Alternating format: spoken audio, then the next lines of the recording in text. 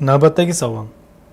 Ustoz, Imom Buxoriy rivoyat qilgan hadisda aytilishicha, Ibrohim alayhissalom: "Ey Rabbim, o'liklarni qanday tiriltirasan?" deganda Alloh taolo shak qilyapsanmi degan ekan. Shunda Rasululloh sollallohu alayhi vasallam shak qilishga Ibrohim alayhissalomdan ko'ra biz haqlimiz degan ma'noda gapirgan ekanlar.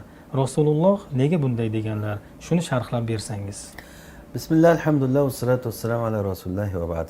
Bu gap o'sha Buxoriydagi gap. Haqiqatda Rasululloh sollallohu alayhi vasallam shuni deganlar. Ya'ni bu deganiki, vallohu a'lam, Ibrohim alayhissalom buni shak qilib aytgan emaslar. Shak qilishga biz haqlimiz degani Ibrohim bizdan ko'ra avvalroq shak qilmaslikka. Biz shak qilmaymiz. Agar shak qilsak ham biz qilishimiz mumkin, lekin Ibrohim shak qilmaydi. U kishi Imomul Hunafa, Haniflar imomi, u kishi shak qilib aytgan emas bu. Valakin liyatma'inna qalbi degani bu shakdan kelib chiqqan narsa emas bu.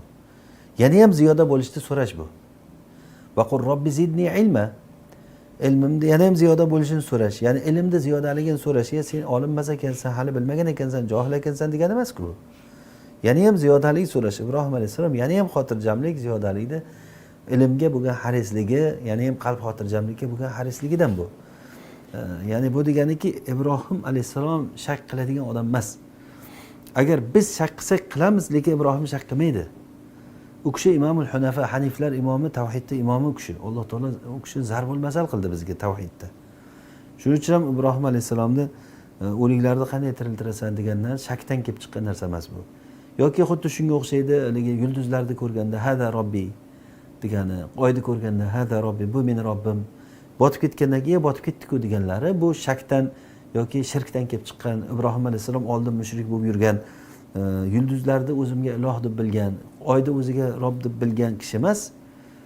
Ya'ni Ibrohim alayhissalom o'zi yoshligidan boshlab butlarga, sanamlarga dushman bo'lgan, ularga ibodat qilmagan kishi u kishi. Bu kishi savol tarzida, ya'ni inkor ma'nosidagi savol tarzida aytgan. Yulduzlar chiqqanda shumi meni Robbim degan. Ya'ni Robb deb shuni aytasizlarmi? Botib ketdi-ku degan.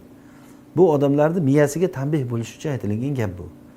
O'shanda ya'ni bu nimadagi qushlarni so'yib keyin uni aralashtirib tog'larga sochib tashlab keyin chaqir keladi degan oyatda sobit bo'lgan bu, oyatda kelgan bu.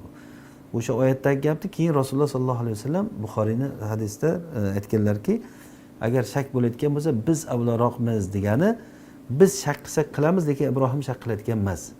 Shundan bilaveringki, Ibrohim alayhissalom shak qilib aytmaganlar buni degani. Rasululloh shak qilishi mumkinmi? Yo'q, abadan mumkin emas hech qachon. Demak, Ibrohim alayhissalom yana ham mumkin emas degani bo'ladi. Vallohu a'lam.